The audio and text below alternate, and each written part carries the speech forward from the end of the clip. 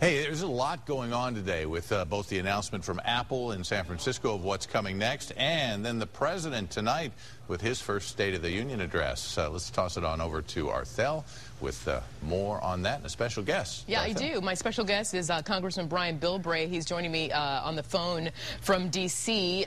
Congressman, first of all, good morning to you.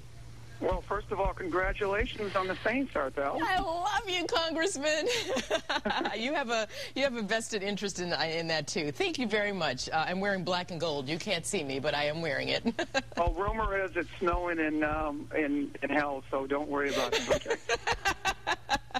All righty. Hey, listen, you know, the president has a lot of people to please tonight. You've got his typical supporters and the Democrats kind of all over him, and then you have the Republicans, of course, all over him, and more crucially, I think you've got the independents saying, hey, guy, what, and I say that respectfully, hello, Mr. President, what gives? So what does the president need to say, in your opinion, that would make you and your constituents feel somewhat relieved?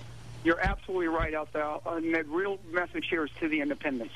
As the independents go, the middle of America goes, and he needs to look at the American people, especially the independents, and say, look, just as in the previous administration, one-party rule does not work. I made the mistake of thinking I could get everything done just working with Democrats. I've got to reach across the aisle. I've got to find ways to incorporate everybody into the decision-making process, or they won't be vested in whatever proposals I have. And I think he's going to take leave, do what Bill Clinton did, and that is really understand that if you're a leader, it's your responsibility to reach across the aisle. And when you reach across, but Congressman, let me jump in there. I actually believe that the president did go there to Washington with his hand extended across the aisle, and I think he did it for a long time.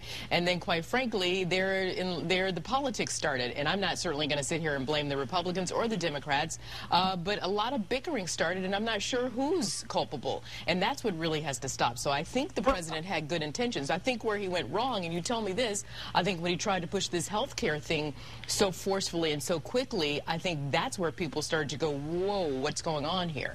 I think you got trapped back in the politics of Washington, that you had Democrats in the Congress and the House of Representatives who hadn't been in power, and they tried to do too much too fast, and especially like the health care, the claim that it had something to do with the economic recovery when it wasn't even going to be implemented until 2013. I think that the consensus building was the fact that you do have to, elections do matter, but you still have to keep the politics to a minimum. I think he's going to be looking at where he can talk about things. I think he may reach out more on the jobs issue, about what we need to do for small businesses. I think he's going to propose tax cuts that you haven't heard a Democrat talk about in the past.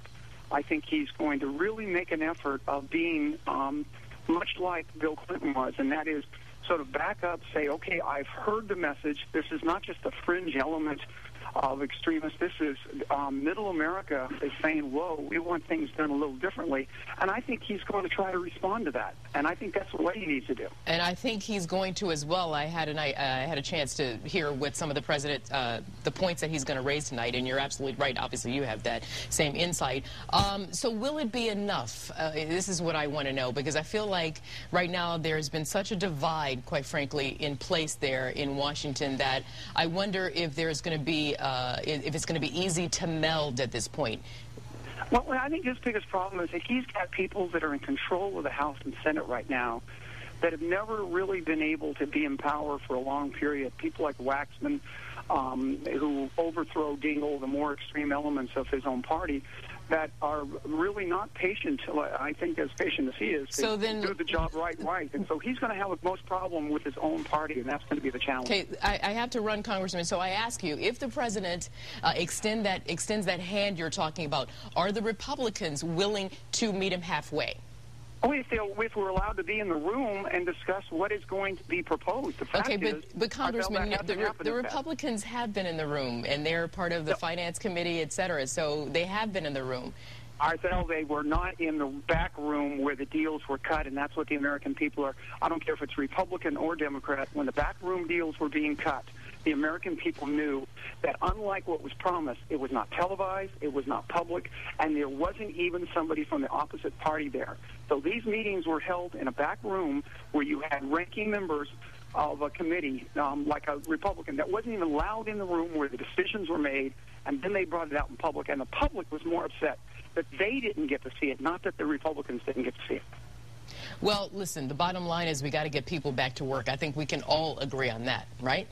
Well, I think we agree on the fact that a lot of the blame the president's getting was not what the president did, but what people in the Senate and the House. Things like the deal with Nebraska was not the president's deal. So, in all fairness, he's getting blamed for a lot of stuff that Congressmen and senators did in the back room, not what the president did in the back room. Well, obviously there needs to be some kumbaya moments there, and I don't mean that lightly either. There's got to, people have to come together. You guys have to come together there, Congressman.